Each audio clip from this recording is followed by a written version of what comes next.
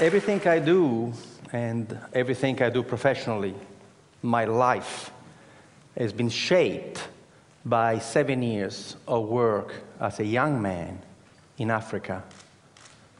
From 1971 to 1977, I look young, but I'm not. I worked in Zambia, Kenya, Ivory Coast, Algeria, Somalia, in projects of technical cooperation with African countries. I worked for an Italian NGO.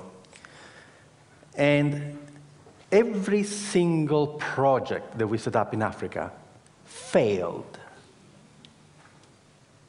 And I was distraught. I thought, age 21, that we Italians were good people and we were doing good work in Africa. Instead, everything we touched, we killed. Our first project, the one that has inspired my first book, Ripples from the Zambezi, was a project where we Italians decided to teach Zambian people how to grow food. So we arrived there with Italian seeds in southern Zambia, in this absolutely magnificent valley, going down to the Zambezi River, and we taught the local people how to grow Italian tomatoes and zucchini. And of course, the local people had absolutely no interest in doing that, so we paid them to come and work, and sometimes they would show up. And we were amazed that the local people in such fertile valley would not have any agriculture. But instead of asking them how come they were not growing anything, we simply said, thank God we're here. Just in the nick of time to save the Zambian people from starvation. And of course, everything in Africa grew beautifully, and we had these magnificent tomatoes. In Italy, a tomato would grow to this size, in Zambia, to this size. And we could not believe. And we were telling the Zambians, look how easy agriculture is. When the tomatoes were nice and ripe and red, overnight, some 200 hippos came out from the river and they ate everything. And we said to the Zambians, my God, the hippos! And the Zambians said, yes, that's why we have no agriculture here. Why didn't you tell us? You never asked. I thought it was only us Italians blundering around Africa, but then I saw what the Americans were doing, what the English were doing, what the French were doing, and after seeing what they were doing, I became quite proud of our project in Zambia, because you see, at least we fed the hippos. You should see the rubbish. You should see the rubbish that we have bestowed on unsuspecting African people. You want to read the book? Read Dead Aid by Dambisa Moyo, Zambian woman economist. The book was published in 2009. We, Western donor country, have given the African continent $2 trillion American in the last 50 years. I'm not going to tell you the damage that the money has done. Just go and read her book. Read it from an African woman, the damage that we have done. We Western people are imperialist, colonialist, and missionaries. And there are only two ways we deal with people. We either patronize them, or we are paternalistic. The two words come from the Latin root pater, which means father. But they mean two different things. Paternalistic, I treat anybody from a different culture as if they were my children. I love you so much. Patronizing, I treat everybody from another culture as if they were my servants. That's why the white people in Africa are called Bwana, boss. I was given a slap in the face reading a book, Small is Beautiful, written by Schumacher, who said, Above all, in economic development, if people do not wish to be helped, leave them alone. This should be the first principle of aid. The first principle of aid is respect. This morning, the gentleman who opened this conference lay a stick on the floor and said, can you imagine a city that is not neocolonial? I decided when I was 27 years old to only respond to people. And I invented a system called enterprise facilitation, where you never initiate anything, you never motivate anybody, but you become a servant of the local passion, the servant of local people who have a dream to become a better person. So what you do, you shut up, you never arrive in a community with any ideas, and you sit with the local people. We don't work from offices. We meet at the cafe. We meet at the pub. We have zero infrastructure. And what we do, we become friends. And we find out what that person wants to do. The most important thing is passion. You can give somebody an idea. If that person doesn't want to do it, what are you going to do? The passion that the person has for her own growth is the most important thing. The passion that the man has for his own personal growth is the most important thing. And then we help them to go and find the knowledge, because nobody in the world can succeed alone. The person with the idea may not have the knowledge, but the knowledge is available. So years and years ago, I had this idea, why don't we for once, instead of arriving in a community to tell people what to do, why don't for once listen to them, but not in community meetings? Let me tell you a secret. There is a problem with community meetings. Entrepreneurs never come. And they never tell you in a public meeting what they want to do with their own money, what opportunity they have identified. So planning has this blind spot. The smartest people in your community, you don't even know, because they don't come to your public meetings. What we do, we work one-on-one. And to work one-on-one, you have to create a social infrastructure that doesn't exist. You have to create a new profession. The profession is the family doctor of enterprise, the family doctor of business, who sits with you in your house, at your kitchen table, at the cafe, and helps you find the resources to transform your passion into a way to make a living. I started this as a tryout in Esperance, in Western Australia. I was doing a PhD at the time, trying to go away from this patronizing bullshit that we arrive and tell you what to do.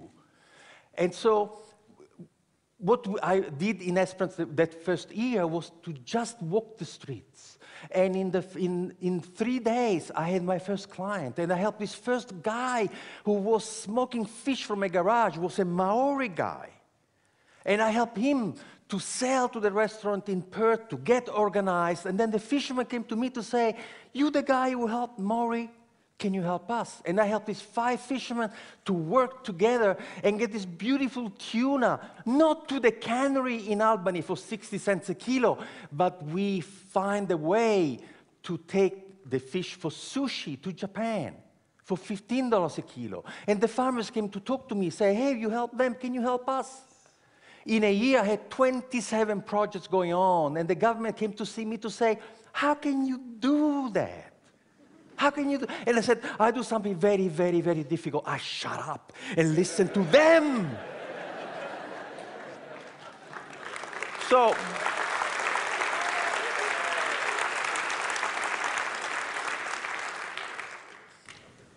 So the government says, do it again. We've done it in 300 communities around the world. We have helped to start 40,000 businesses. There is a new generation of entrepreneurs who are dying of solitude. Peter Drucker, one of the greatest management consultants in history, died aged 96 a few years ago. Peter Drucker was a professor of philosophy before becoming involved in business. And this is what Peter Drucker says. Planning is actually incompatible with an entrepreneurial society and economy. Planning is the kiss of death of entrepreneurship. So now you're rebuilding Christ Church without knowing what the smartest people in Christ Church want to do with their own money and their own energy. You have to learn how to get these people to come and talk to you. You have to offer them confidentiality, privacy. You have to be fantastic at helping them. And then they will come, and they will come in droves. In a community of 10,000 people, we get 200 clients. Can you imagine in a community of 400,000 people, the intelligence and the passion? Which presentation have you applauded the most this morning? Local, passionate people. That's who you have applauded. So what I'm saying is that entrepreneurship is where it's at. We are at the end of the first industrial revolution, non-renewable fossil fuels, manufacturing, and all of a sudden, we have systems which are not sustainable. The internal combustion engine is not sustainable. Freon way of maintaining things is not sustainable. What we have to look at is at how we feed, cure, educate, transport, communicate for 7 billion people in a sustainable way. The technologies do not exist to do that. Who is going to invent the technology for the green revolution? Universities, forget about it. Government, forget about it. Will be entrepreneurs, and they're doing it now. There's a lovely story that I read in a futurist magazine many, many years ago. There was a group of experts who were invited to discuss the future of the city of New York in 1860. And in 1860, this group of people came together, and they all speculated about what would happen to the city of New York in 100 years. And the conclusion was unanimous. The city of New York would not exist in 100 years. Why? Because they look at the curve and say, if the population keeps growing at this rate, to move the population of New York around, they would have needed 6 million horses. And the manure created by 6 million horses would be impossible to deal with. They were already drowning in manure.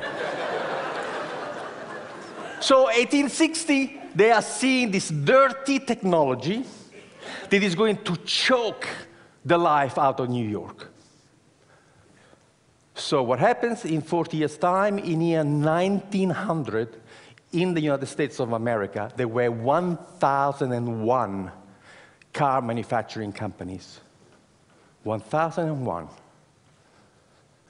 The idea of funding a different technology had absolutely taken over. And there were tiny, tiny little factories in backwaters, Dearborn, Michigan, Henry Ford.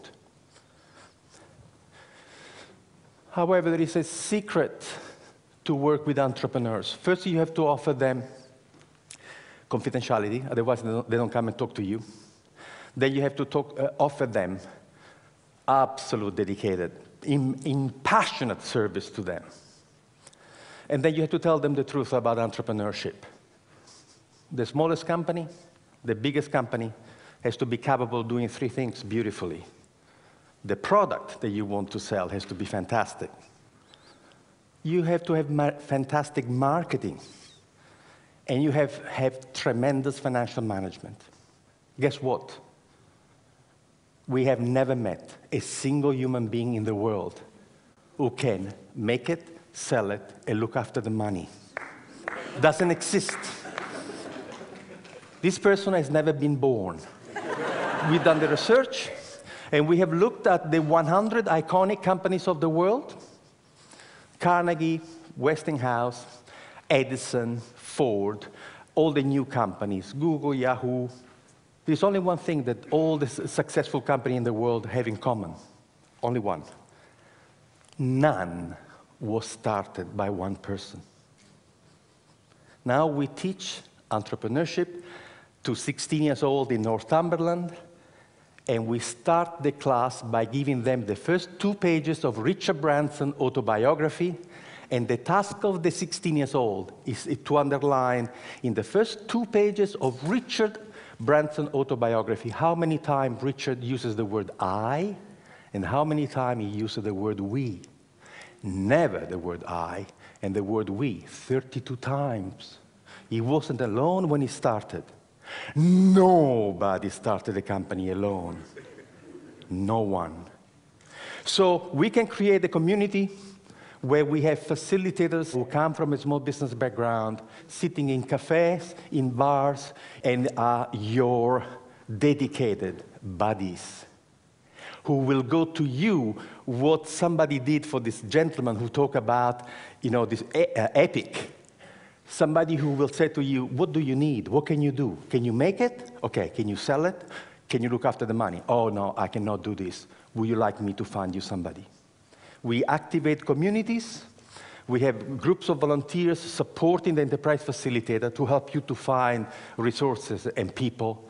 And we have discovered that the miracle of the intelligence of local people is such that you can change the culture and the economy of this community just by capturing the passion, the energy, and imagination of your own people.